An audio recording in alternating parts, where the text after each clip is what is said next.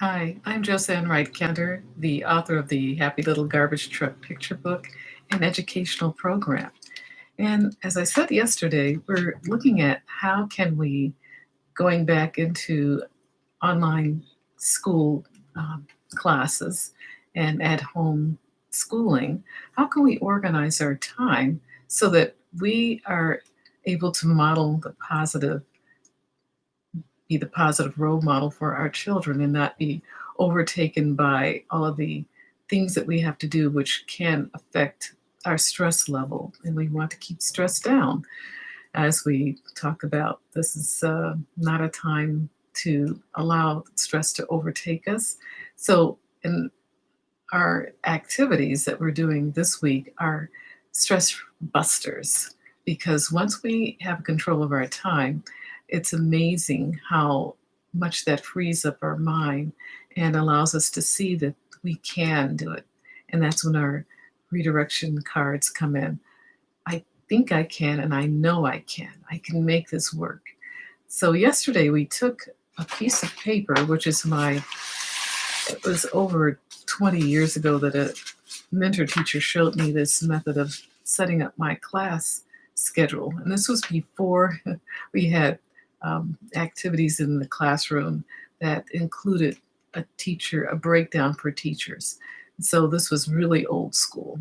You got your set of books, and it was up to the teacher to create how were they going to um, prepare themselves to teach each subject's concepts towards the test that you were going to administer later on.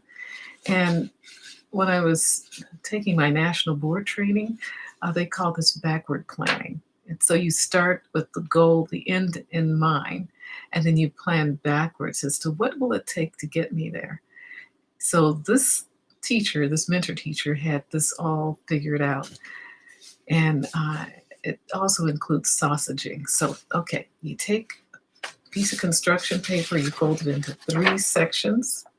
And I took mine and I outlined where each section was so I could see it a little bit easier.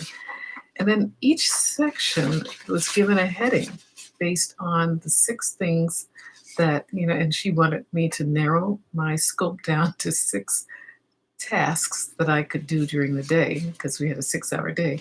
But I think it works for at home too because there are six things that I felt that most people would be working with.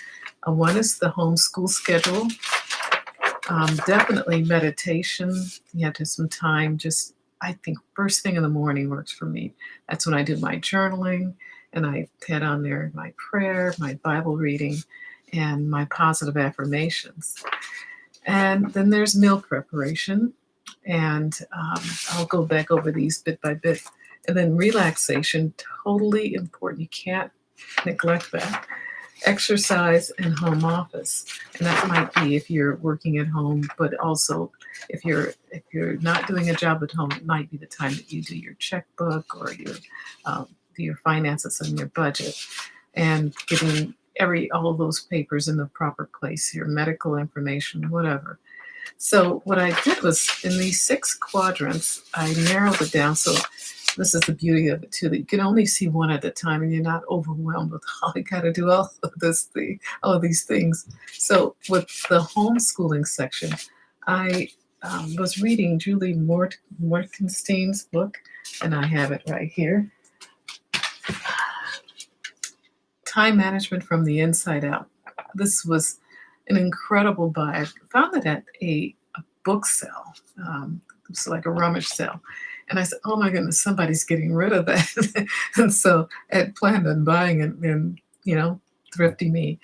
I found it and it's still, I don't know how many years I've had it, but every time I run into some kind of scheduling snafu in my time, I refer to that as my resource.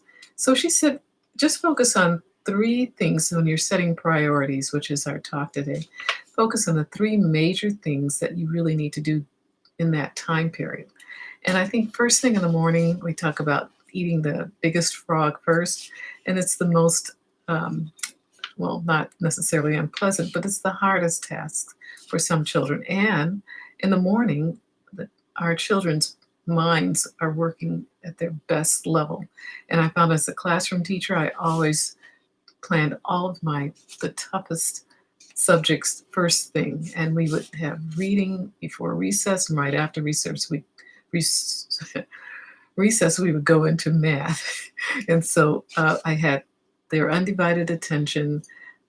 We weren't loaded down with carbs from our different eating menu items from the lunchroom, and we could tackle our toughest subjects. And then, as a home-based educational program, the next thing you might want to do is look at how are you setting up your meal preparation, because you want to make sure that you have a monthly grocery list, and then how is your weekly plan and the day's plan. And I've read so many different places that setting up your weekly meal plan, even cooking a lot of your main meals at the beginning of the week or on Saturday, just frees you up. There have been so many. I looked at Wild Tree was one of the activities that I was reading a book or a menu schedule that they had, and they had a lot of things about freezing meals in advance. When you cook one, cook two, because it's just as easy. And also, there's I think her name was Fly Lady. She had just a wonderful. If I could find it, I'll include it in the description box. But it was fantastic for moms because she had a lot of different activities for cleaning the house, cooking, everything to just make things easier.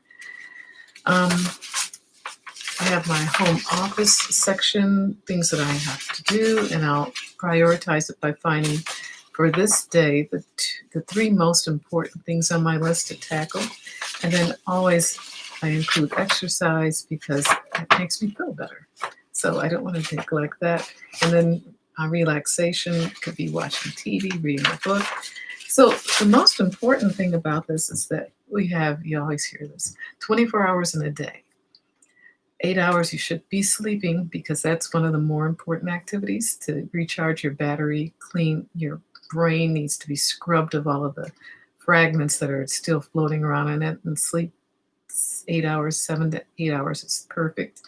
But also, we have 16 hours left after that, and you'd be surprised at how much time you actually have. Julie Morgenstern, I think it's Morgenstern, says that we should actually figure out how much time each of these activities take, and then we have a more accurate assessment as to how much we can actually get done in the day. So I would prioritize my day around, first of all, when school starts, getting the AM schedule in and then the PM schedule. And in between, you could do some of the other activities, having first taken care of yourself with meditation. But you can get in maybe a walk with your child for relaxation. You could double up. So anyhow, this is a little longer than I had planned to talk about this, but there's so much really good material out there that can help us in managing our time. And tomorrow, we're going to talk about schedules, both our schedules as adults and your child's schedule, because they really do need that structure, especially children with special needs. It just gives a sense of purpose, and being at home all day is somewhat daunting. And I think that just fragmenting it for your child helps them cope with it a lot better too. So I will talk with you tomorrow about that, not getting ahead of myself. And thank you so much for being with me today. Remember to subscribe and also share. Thank you. Bye-bye.